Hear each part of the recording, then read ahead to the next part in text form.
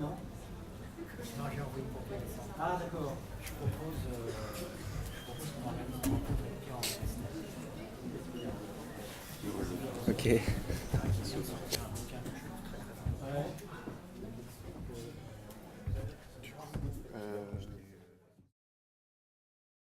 En gros, le message principal que j'ai voulu apporter, c'est que personne n'a le monopole de l'action publique. En tant que collectivité locale, notre mission, c'est d'organiser la coproduction du service public en impliquant les habitants, en impliquant les parties prenantes et en organisant finalement cette dynamique de co-construction. Je me suis appuyé pour ça sur l'expérience de Los Angeles, donc une petite ville du bassin minier qui a 30 ans de retour d'expérience sur la question de la transition, qui s'est posé la question de la finalité de ces services publics au moment où la mine s'effondrait. Et donc, j'ai illustré ce message à travers toute cette histoire de recherche, action, à travers des dynamiques culturelles, à travers des dynamiques d'aménagement du territoire, à travers des dynamiques de recherche autour de l'évaluation de la valeur que tout cela crée. Parce qu'il y a de la valeur créée, on génère de la confiance, on génère de la capacité de prise de risque partagée, on génère de la co-construction, mais on ne sait pas bien dire ce que ça vaut. Et ça manque dans les logiques budgétaires comptables dans lesquelles sont soumises les services publics. Voilà en quelques mots le message principal.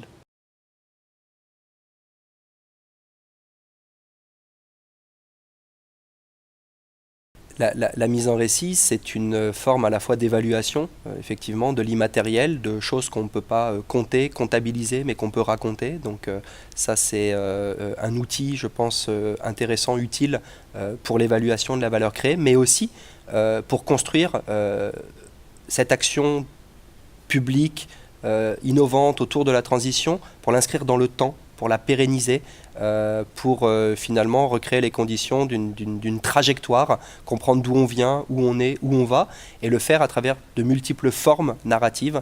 Il n'y a pas un récit, il y en a plusieurs, mais il y a une posture qui est de raconter les choses. Ouais.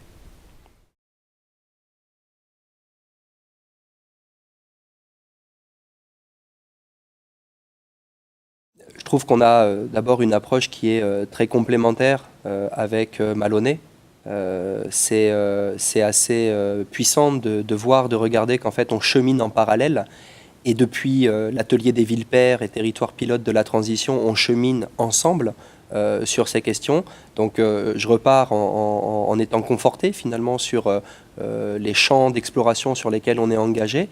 Et des questions de la salle, bien en fait, toute la pertinence autour de notre recherche d'évaluation de la valeur, de l'immatériel, en n'ayant malheureusement pas forcément de réponse aujourd'hui, comme ça, émergente du débat, mais on voit bien que c'est des chantiers qu'on a à pousser ensemble et qu'on a des compétences dans ces espaces avec vous, avec les gens qui suivent ces conférences pour continuer à cheminer. Donc je repars en étant voilà, à la fois conforté, consolidé et toujours motivé.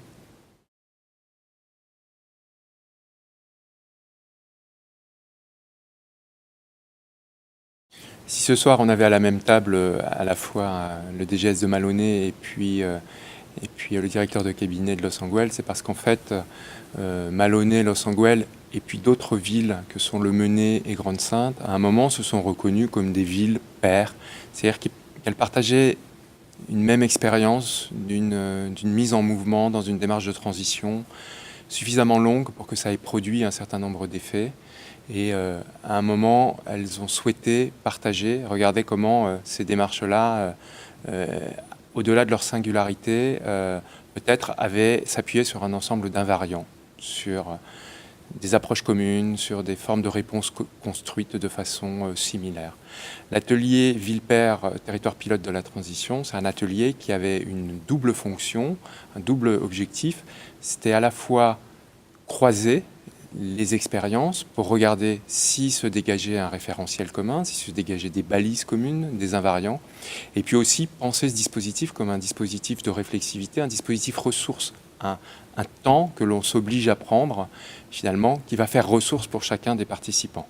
Alors, dans cette perspective, on a proposé que le dispositif se construise avec la présence des élus, avec la présence de l'administration à travers la figure du directeur général des services et puis d'autres représentants de l'administration, et puis aussi avec des acteurs locaux engagés, des habitants qui ont monté une AMAP, des acteurs économiques, associatifs, qui participent de la mise en œuvre des projets de transition.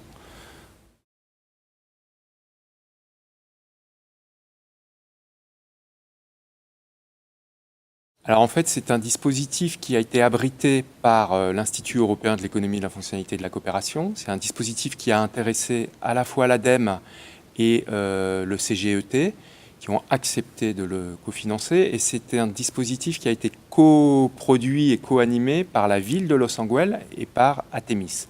Le premier temps du dispositif, en amont même de la mise en place de l'atelier, ça a été de croiser l'évaluation de la trajectoire de Los Angeles avec le référentiel de l'économie, de la fonctionnalité et de la coopération, et de regarder à la convergence ou au croisement de ces deux référentiels, finalement, quels étaient les éléments clés à mettre en discussion. Et de là sont sortis 4 dimensions, 4 enjeux qui nous sont parus essentiels. Le rapport à l'engagement, et l'engagement qui s'inscrit dans un territoire, le rapport à la question de la coopération, la façon dont on dépasse des actions dans des périmètres sectoriels pour aller vers des logiques d'intégration d'enjeux, donc vers ce que Los Angeles appelle une ingénierie systémique, donc une capacité à transformer le système, pas juste à collectionner des exemples ou des réussites dans des champs sectoriels. Et puis la dernière dimension, le rapport à la valeur, la façon dont on est capable de repérer, d'évaluer cette valeur ou ces différentes valeurs qui sont créées, comme une des dimensions du questionnement aussi du rapport aux moyens qu'on mobilise. Et la façon dont le regard sur la valeur est aussi une autre façon de regarder le niveau des moyens ou les formes de moyens qu'on va réussir à mobiliser au regard de ce qu'on cherche à produire ensemble.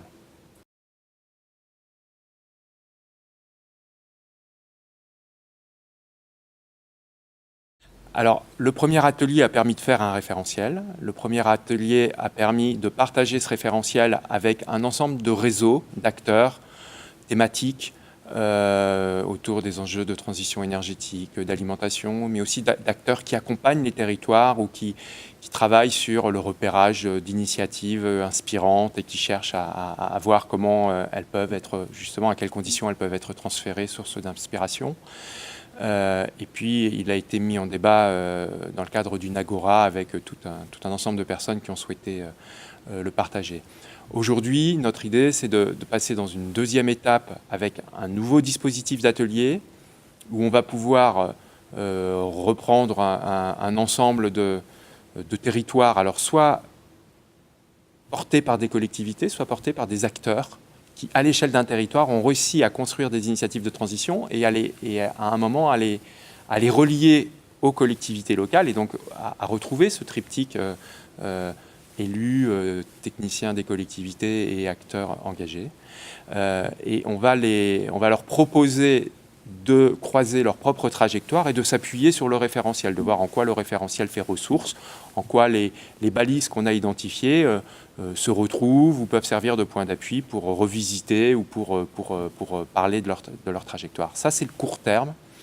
Et puis, cette ambition de court terme ou ce dispositif de court terme, il s'inscrit dans une démarche de moyen long terme qui est de continuer en parallèle à cheminer avec ces acteurs réseau et ensemble de réfléchir à la façon dont on peut aller, pour reprendre la formule de Jean-François Caron, le maire de Los Angeles, vers une fabrique des transitions, c'est-à-dire une communauté qui est capable de faire ressource pour démultiplier, faciliter, accélérer les démarches de transition à l'échelle des territoires dans des formes qui nous restent encore grandement à construire.